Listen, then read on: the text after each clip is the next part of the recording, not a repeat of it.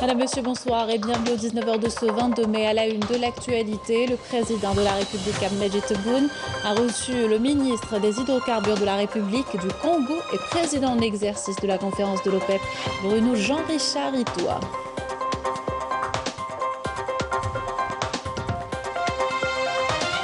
Le général de corps d'armée Saïd Chengriha, chef d'état-major de l'armée nationale populaire, a entamé aujourd'hui une visite de travail en deuxième région militaire à Oran, où il appelle les Algériens à s'unir et privilégier l'intérêt suprême du pays.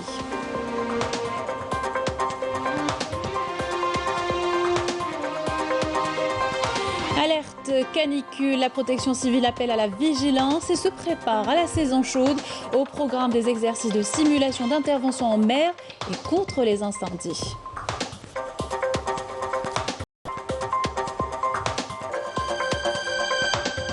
Les douanes s'apprêtent au lancement effectif du régime d'importation des chaînes de production rénovées et du régime d'exemption. Le nouveau cadre juridique priorise le rendement économique. Les détails dans ce journal. Bienvenue à tous, heureuse de vous retrouver. Je vous le disais en titre, le président de la République, Abdelaziz Tebboune, a reçu aujourd'hui le ministre des Hydrocarbures de la République du Congo et président en exercice de la conférence de l'OPEP, Bruno Jean-Richard Itoa. La rencontre a eu lieu en présence du ministre de l'Énergie et des Mines, Mohamed Arqab, et le directeur de cabinet à la présidence, Abdelaziz Khalef. Je vous invite à écouter le ministre congolais des Hydrocarbures et président en exercice de la conférence de l'OPEP, Bruno Jean-Richard Itoa. Je voudrais, au nom du président de la République du Congo, M. Denis Sassou Nguesso, au nom de M. le Premier ministre, qui ont permis que je puisse effectuer cette mission et qui ont insisté sur l'importance que cela représentait non seulement pour le Congo, mais pour cette longue, solide et historique amitié qui lie les deux pays. Je voudrais ici remercier M. le Président de la République d'abord pour toutes les commodités, l'engagement personnel et la disponibilité qu'il a mise dans cette visite et qui va nous permettre de traduire dans le domaine stratégique de l'énergie, du pétrole et du gaz la qualité des relations politiques, diplomatiques, culturelles qui existent déjà entre les deux pays. Tout se prépare, tout nous conduit à cette coopération renforcée dans le domaine général de l'énergie, en particulier du pétrole et du gaz, non seulement au niveau des deux ministères, mais nous l'avons dit avec beaucoup de force, au niveau aussi des deux compagnies nationales. Et Sonatrach est une société qu'on ne présente plus, c'est une référence, même pas seulement africaine, mais internationale, dans le domaine qui est le sien, celui de l'énergie, du pétrole et du gaz en particulier. Nous avons une jeune société nationale et nous voulons venir ici puiser auprès de Sonatrach tous les ressorts qui devraient nous permettre de devenir aussi une compagnie nationale de qualité. Nous voulons collaborer dans le domaine du gaz, dans lequel excellent évidemment l'Algérie et la Sonatrach, domaine dans lequel nous venons de nous engager. Et plus généralement, nous voulons construire une espèce de pont entre Alger et Brazzaville, un pont énergétique qui ouvre la voie à toutes les collaborations possibles. Pour le bénéfice des deux pays, pour les bénéfices de l'Afrique, qui a encore besoin d'améliorer son commerce intra-africain. Nous avons les CAF aujourd'hui, il faut lui donner un corps. C'est un objectif qui est appuyé à la fois par l'Association des pays africains producteurs de pétrole, auquel l'Algérie et le Congo appartiennent. Le siège est au Congo-Brazzaville. Et donc, ce que nous allons faire, pour nous, va dans la bonne direction, dans un moment, et je vais terminer par là, marqué par la transition énergétique qui va, je dirais, si nous n'y prenons garde, créer des tensions importantes du point de vue de la géopolitique internationale. L'Afrique doit être unie, forte, pour parler du même voix et construire sa propre stratégie face à la transition énergétique. L'entretien avec Monsieur le Président, a été extrêmement riche, d'une richesse incroyable, où j'ai beaucoup appris. J'ai des leçons importantes, et pour l'Afrique, et pour nos pays, des leçons que je vais transmettre fidèlement à Monsieur le Président de la République, parce que je crois qu'elles sont destinées au Congo et d'abord à son frère, Monsieur le Président, c'est son frère. Je voudrais rappeler ici que Monsieur le Président de la République du Congo a un attachement particulier pour l'Algérie parce que, en tant qu'officier, il a été formé ici en Algérie. Et cela est resté dans sa mémoire, cet attachement particulier. Et Monsieur le Président et lui-même se connaissent très bien. Ça sera rapporté fidèlement et nous allons nous mettre au travail, Monsieur le ministre et moi, sur la base des orientations que nous venons de recevoir, qui renforcent ce que nous avons déjà commencé à faire pour aller vite dans le sens de l'intérêt de nos peuples respectifs. Voilà ce que je souhaitais partager avec vous. Merci. De son côté, le ministre de l'Énergie et des Mines, Mohamed Al-Qab, a évoqué avec son homologue congolais et président en exercice de la conférence de l'OPEP, Bruno Jean-Richard Itoa, les perspectives de la présence d'entreprises algériennes au Congo. La rencontre qui s'est tenue au siège du ministère s'est élargie aux délégations des deux pays. Mohamed Al-Qab a indiqué que de nombreux domaines en lien avec le secteur de l'énergie et des hydrocarbures seront évoqués lors des 3 jours de la visite qu'effectue Itoa en Algérie. Celle-ci sera couronnée par la signature de plusieurs accords dans le développement des relations dans le secteur des hydrocarbures pour qu'elles atteignent le même niveau des relations entre les deux pays dans les autres domaines. Dans la dynamique du suivi de l'exécution du programme de préparation au combat 2021-2022 et en continuité et des visites d'inspection aux différentes régions militaires, le général de corps d'armée Saïd Chengriha, chef d'état-major de l'armée nationale populaire, a entamé aujourd'hui une visite de travail en 2e région militaire à Oran. Karim Haïfa nous en fait le résumé.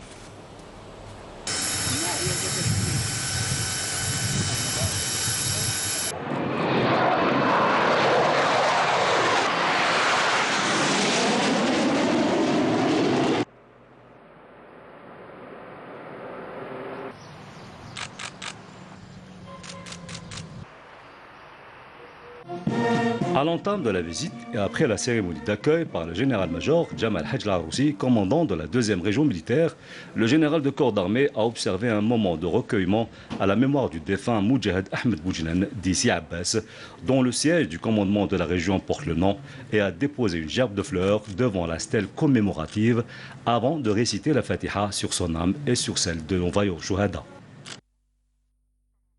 Par la suite, le général de corps d'armée a tenu une rencontre avec les cadres et les personnels de la 2e région militaire où il a prononcé une allocution diffusée par visioconférence à l'ensemble des unités de la région à travers laquelle il a souligné que les initiatives des hautes autorités de l'État visant à consolider la cohésion nationale et à raffermir le front interne sont la preuve incontestable d'une volonté politique sincère de rassembler et d'unifier les forces nationales, notamment à l'aune du contexte international prévalant. إن تقوية سوس الجزائر الجديدة هي مسؤولية الجميع. La consolidation des fondements de l'Algérie nouvelle est une responsabilité collective dont l'édification doit se faire avec la participation de tous ces enfants dévoués qui vouent pour la nation une loyauté indéfectible et des sentiments nobles.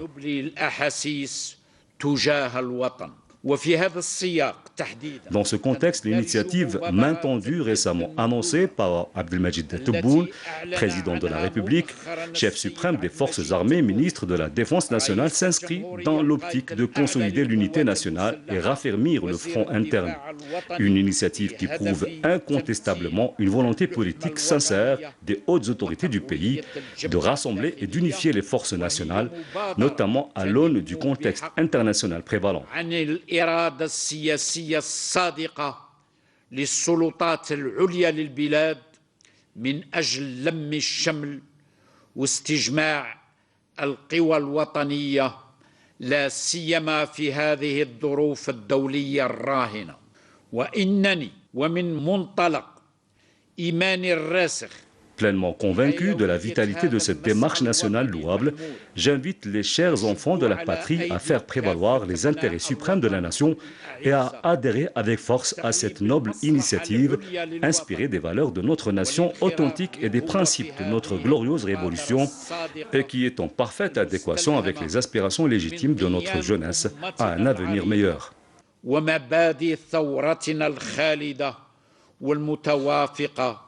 مع تطلعات شبابنا المشروعة إلى غد أفضل. À cette occasion, le général de corps d'armée a souligné que l'unité et la cohésion du peuple sont le secret de la force de l'Algérie et de son succès à contrecarrer ses ennemis qui œuvrent jour et nuit en usant de toutes les voies et de tous les moyens possibles à diffuser le discours de la discorde, de la division et de la haine entre les composantes du même peuple. ذلك أن أعداءنا يدركون تمام الإدراك.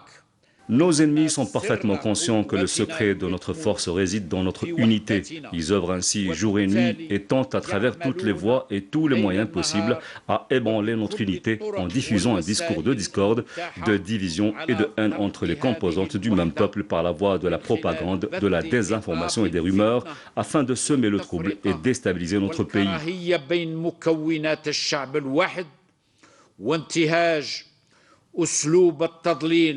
ونشر الأخبار الكاذبة والشائعات من أجل خلق الفوضى وعدم الاستقرار ببلادنا. إن هذه المؤامرات والممارسات العدائية. Ces complots et ces pratiques hostiles, bien que leurs subterfuges sont dévoilés au grand jour, nous appellent tous, chacun depuis sa position, à discerner leur véritable objectif et les contrecarrer avec fermeté et détermination en faisant preuve des plus hauts degrés de conscience et à veiller à ce que la reconfiguration du monde ne se fasse pas en notre absence et au détriment de nos intérêts vitaux, à ne pas se satisfaire d'une adhésion passive à la nouvelle carte du monde avec ses modèles économiques et culturels. هيكلة العالم في كل مرة في غيابنا وعلى حساب مصالحنا الحيوية وعدم الاكتفاء بالاندماج السلبي في خريطة العالم الجديد ونماذجها الاقتصادية والثقافية. À l'issue de la rencontre, les personnels de la région ont fait part de leur entière disponibilité à relever tous les défis et à faire face à toutes les menaces afin de préserver la sécurité et la stabilité du pays et sauvegarder la souveraineté nationale.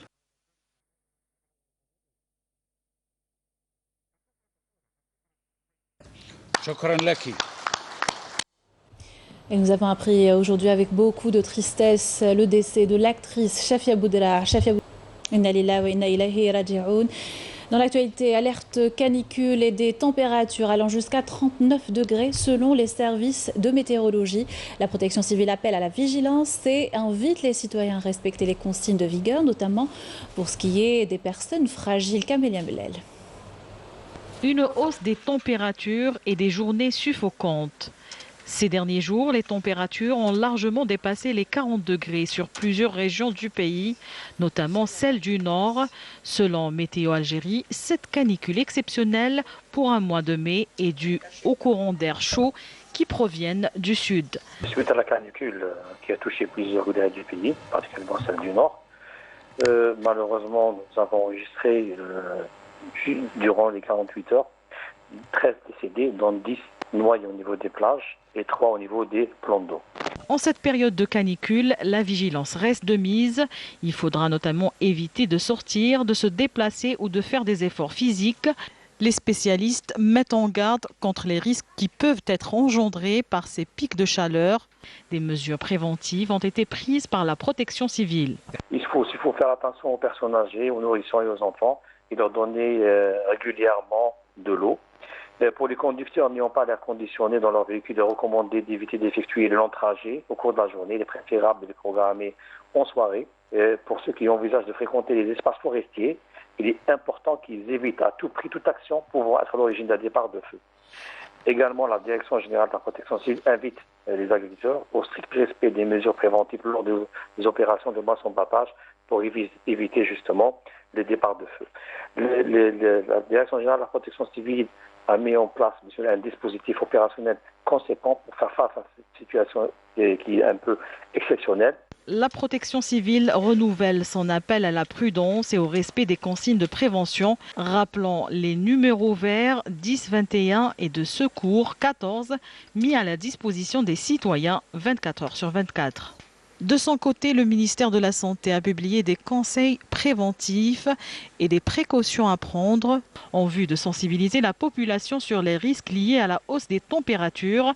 À cet effet, il a été recommandé de boire suffisamment et éviter les boissons très sucrées ou à forte teneur en caféine. Par ailleurs, des symptômes devraient alerter la personne, entre autres des maux de tête, une soif intense et une rougeur de la peau. La saison chaude en préparation, donc les services de la protection civile organisent des exercices de simulation pour être parés à toutes les éventualités en mer ou en face, ou plutôt face à des feux de forêt. Ces agents peuvent intervenir en toutes circonstances. Reportage de Mariam Damis.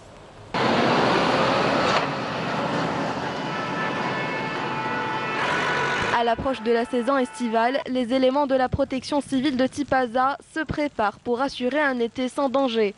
Un exercice de simulation pour venir à bout d'un incendie a été effectué par la colonne mobile spécialisée dans la lutte contre les feux de forêt.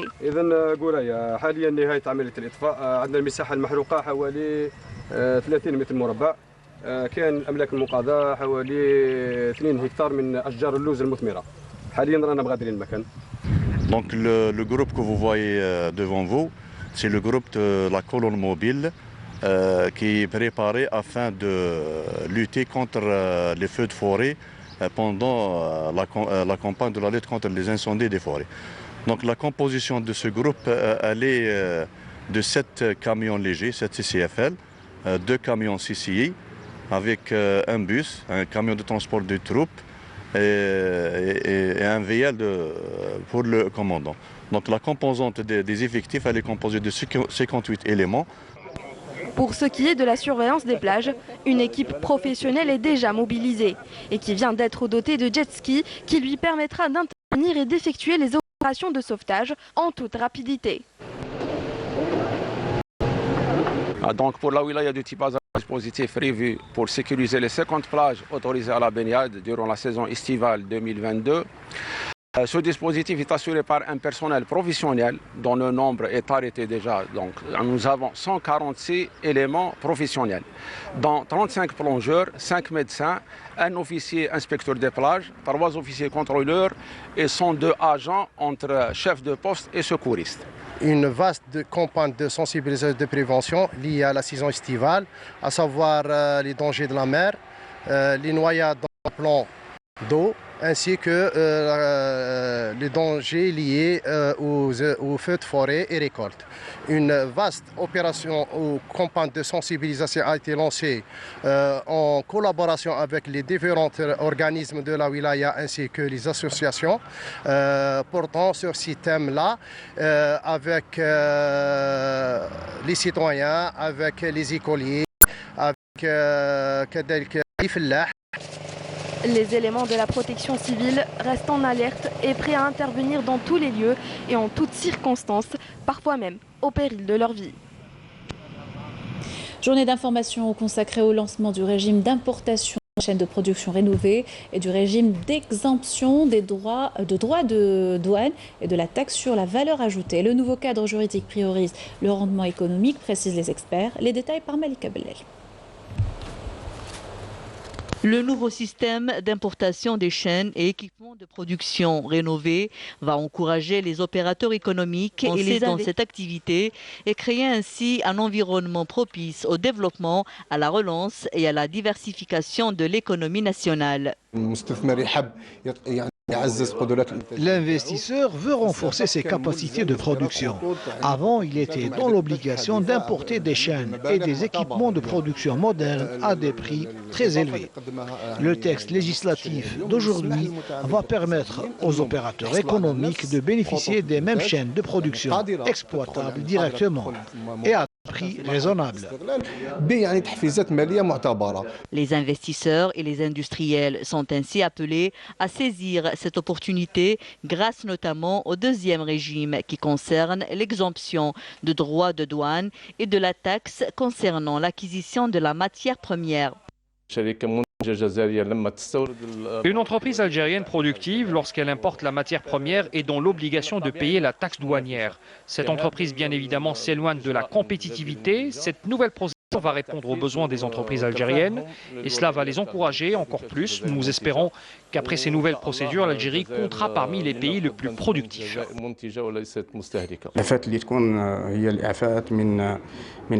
L'exemption concernera les droits de douane et la TVA, des composants et matières premières importés ou localement acquis par les sous-traitants et producteurs dans le cadre de leur activité. Nous avons deux critères essentiels. Le premier, c'est de s'assurer de la rentabilité des équipements importés dans ce cadre.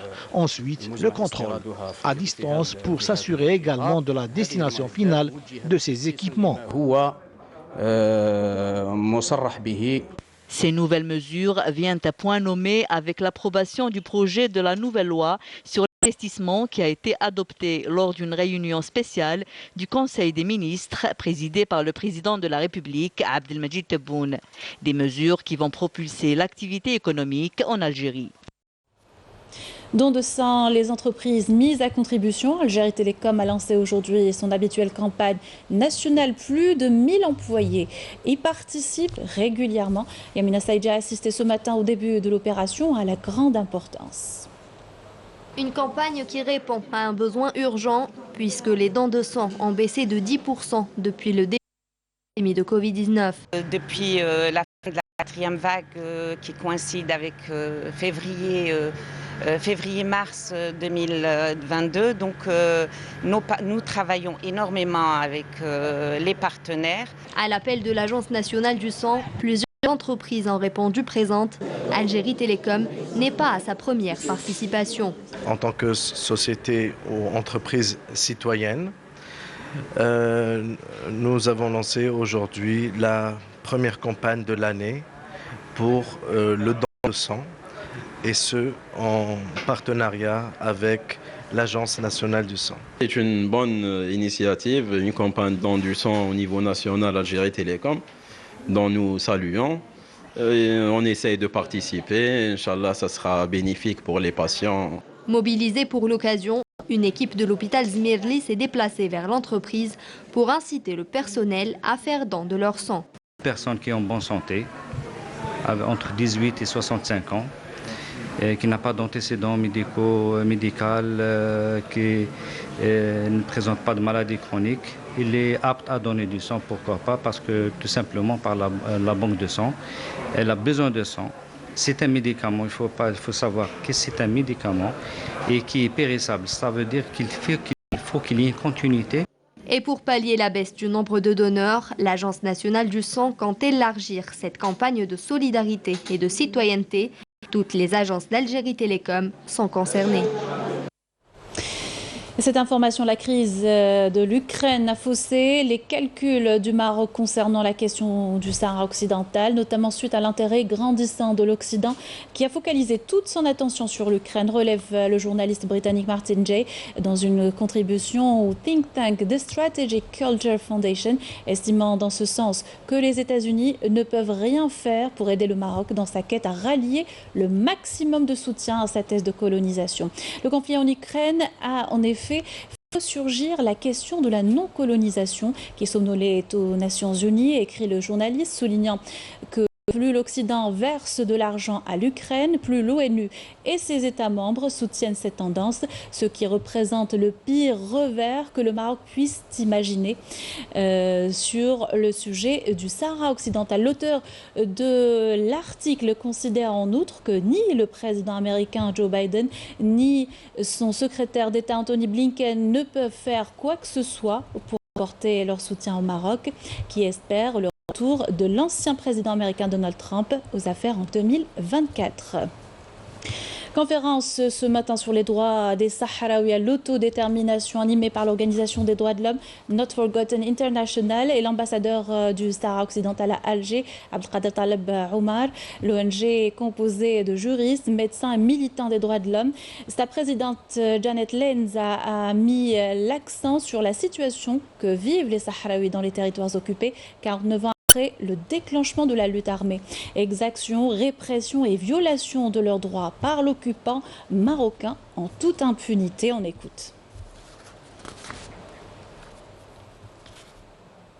لما المخزن حاول يربط الصحراويين بالإرهاب ويقول عندهم علاقة بالإرهاب اللي رد عليه هذو الناس. La rencontre avec ce genre de personnes est très intéressante, à l'image de Jeannette Lons qui a tout le temps témoigné en faveur du peuple sahraoui qu'on voulait maudire lorsque le Makhzen voulait associer le peuple sahraoui au terrorisme. Ce sont ces associations qui ont prouvé le contraire en dénonçant les allégations marocaines qu'ils connaissaient très bien le peuple sahraoui, qui est un peuple pacifiste et dont la religion appelle à la tolérance. Et que le peuple sahraoui est un peuple qui se bat pour ses droits et pour une cause juste. Je connais le peuple sahraoui depuis 17 ans dans les camps des réfugiés à Tindouf, au cours desquels j'ai rencontré plusieurs familles sahraouis. J'ai rencontré des centaines de familles sahraouis dans leurs maisons qui passent la majorité de leur temps dans les camps, dans des conditions difficiles.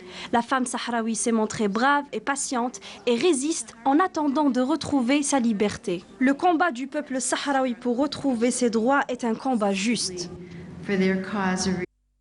Et les opérations militaires se poursuivent le long du mur de la honte au Sahara occidental. Les unités de l'armée de libération sahraoui ont mené hier de nouvelles attaques contre des positions des forces de l'occupation marocaine dans les villes de Sebret el-Akrish et el-Rachoua, toutes deux dans le secteur de Smara.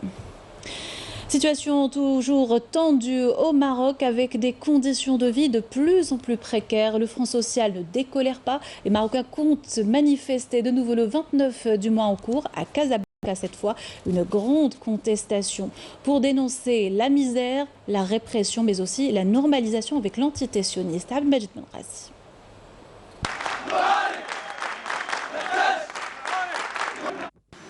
Une situation sociale en constante dégradation qui dure depuis des mois et un Makhzen toujours aux abois dans un contexte marqué par une inflation qui ne cesse de croître, une hausse des prix de l'énergie et une baisse de la croissance économique estimée à 0,7% pour l'année 2022. Le chômage bat des records et des centaines d'entreprises ont mis la clé sous le paillasson. Une situation qui a poussé le Front social marocain à appeler à une participation massive à la marche populaire prévue le 29 mai à Casablanca contre la flambée des prix, les atteintes aux libertés individuelles et collectives et les accords de normalisation avec l'entité sioniste. L'appel a été publié dans un communiqué à l'issue d'une réunion du Front marocain visant à discuter des moyens à adopter pour la réussite de la marche à laquelle il a appelé sous le slogan « Contre la flambée des prix, la répression et la normalisation ». Le Front social marocain a indiqué que la marche devant réunir toutes les franges de la société marocaine est une réponse visant à faire toute la lumière sur les causes profondes de l'envolée des prix, du carburant et des produits alimentaires qui relèvent de la responsabilité du gouvernement au moment où les riches continuaient d'amasser les fortunes grâce, entre autres, à la surexploitation de la classe ouvrière, le pillage et la rente. À chaque fois que la situation sociale, économique et politique est en crise au Maroc et commence à s'aggraver, la réaction du Makhzen dictateur est claire. Il adopte la fuite en avant dans le but de semer le doute et la zizanie. Nous l'avons constaté d'ailleurs à chaque détérioration de la situation. Le Makhzen tente de pousser les jeunes vers les migrations clandestines à travers des réseaux huilés du système.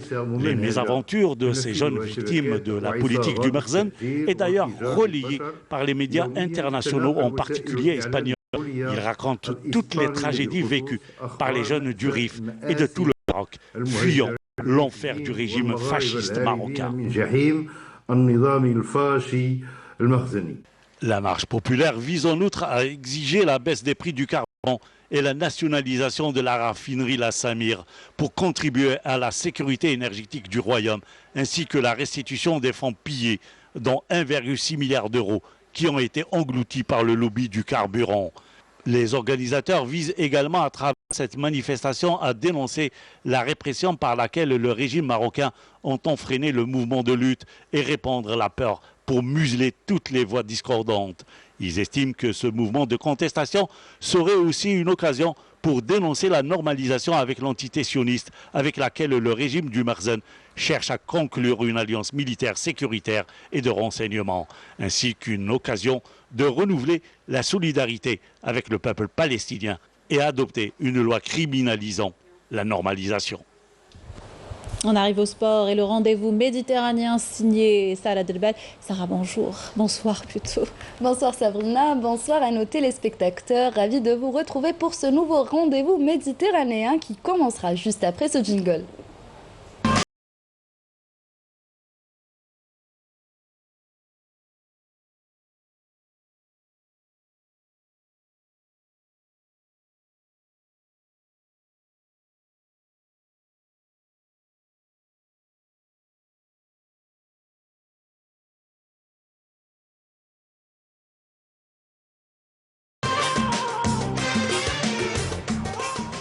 Salutations sportives, bienvenue dans votre rendez-vous méditerranéen et on commence avec la petite reine et la deuxième étape du Tour d'Algérie qui revient après 4 ans d'absence et qui a vu la participation de 126 cyclistes dont 98 Algériens. Cette étape reliant Blida à Chlef d'une distance de 150 km a été remportée par le cycliste algérien Yassine Hamza de Police Dubaï. L'ex-sociétaire du Mouloudia d'Alger a survolé cette journée et a bouclé cette course en 3 heures, 42 minutes et 54 secondes, suivi de Hamza Amari du Mouloudia d'Alger et Alexandre Blouchine de l'équipe d'Abu Dhabi. La troisième étape est prévue ce lundi sur une distance de 129,2 km entre Chlef et Mostaganem. On écoute la déclaration du vainqueur de Hamza Yassine. Il est au micro de Sid Ahmed Bourayeb.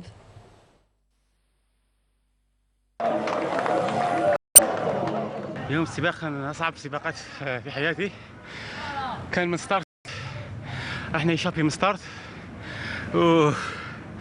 وواحد بزاف يشابي وكان فيه بزاف سخانة هي تأثرت على الدرات كثير. درجة الحرارة تنقص من طاقة الدرات والحمد لله قدرت نسيطر على السباق مع زملائي والمدرب عطانا الخطة.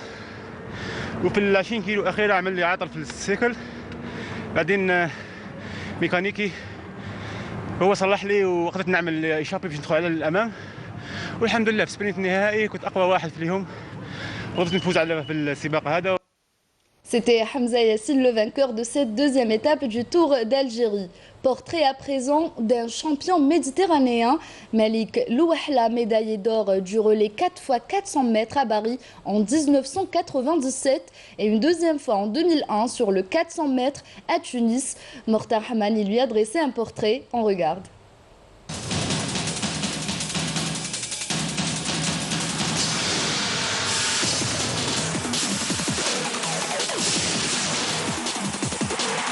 C'est l'Algérien le plus rapide de tous les temps dans tous ses états. Il s'agit du grand champion Malik Louahla en pleine euphorie après le succès réalisé aux Jeux méditerranéens en 2001.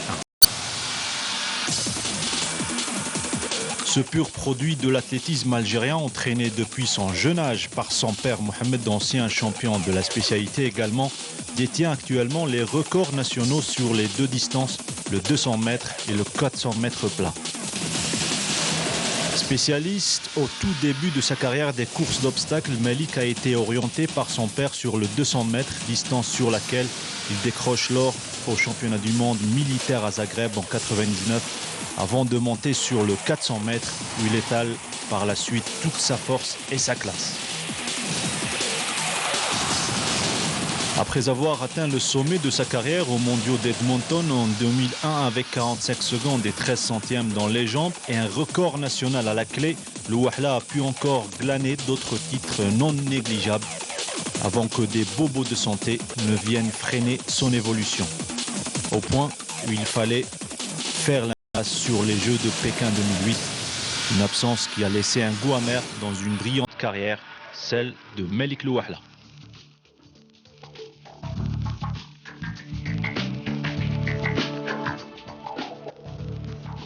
Et avant de terminer ce rendez-vous, on vous propose un témoignage, celui de Abdenour Kawa, notre consultant maison, qui revient sur la 7e édition des Jeux méditerranéens organisés en Algérie et invite les Algériens à être nombreux lors de cette 19e édition qui aura lieu à Oran. On l'écoute, il est au micro de Mokhtar Hamani.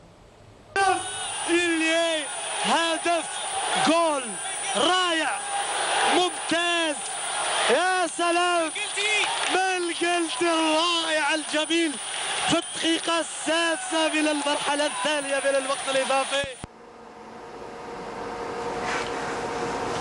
Bonsoir chers amis téléspectateurs, Abdenour Kawa, consultant à Canal Algérie, ancien gardien de but du Mouloudia d'Alger et ancien international.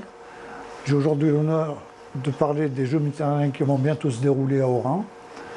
Ce sont les deuxièmes Jeux que l'Algérie organise après ceux de 1975, qui avait à l'époque, non seulement on avait remporté une médaille historique en football, mais il y a eu également la médaille de Rahoui, il y a eu quand même pas mal de médailles. Donc c'est un souvenir qui remonte à plus de 47 ans. Donc aujourd'hui c'est une occasion pour toute l'Algérie, tous les Algériens de pouvoir assister à ces Jeux. Oran pour la première fois c'est vécu d'une très belle, d'abord de très beaux infrastructures, de très belles infrastructures, pardon. Et à cette occasion, je demande un peu à tous les Algériens, d'abord les Oranais en particulier, et puis tout le reste des Algériens, de pouvoir venir assister à ces Jeux qui, vous savez, quand on organise des Jeux comme cela, c'est vrai, au-delà des résultats, c'est un peu toute l'ambiance qui gravite autour de ces Jeux-là. Et moi, je suis certain que tous les Algériens seront présents à Oran pour dynamiser un peu et encourager tous nos participants. Donc je demande donc pratiquement à tous ces supporters de venir en masse, de supporter, bon, pas seulement que le football, hein, bien entendu, il y a d'autres disciplines, et j'espère qu'on aura beaucoup de médailles, et j'espère que cette réussite sera grandiose au niveau d'Oran. Donc tout ce que je peux dire, soyez nombreux, messieurs et mesdames.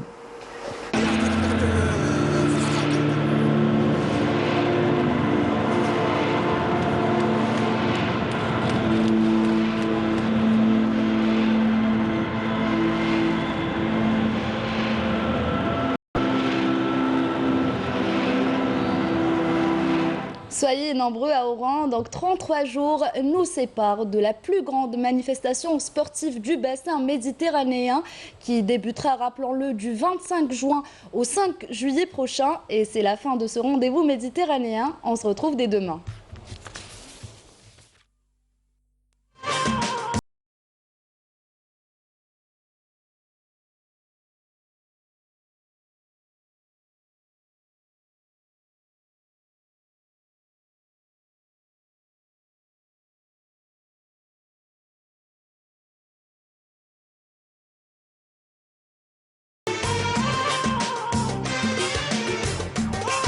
Merci Sarah Derbel pour toutes ces précisions. Demain, on retrouvera Saïd Flak pour un nouveau rendez-vous méditerranéen. Quant à moi, je vous souhaite une excellente soirée sur Canal Algérie.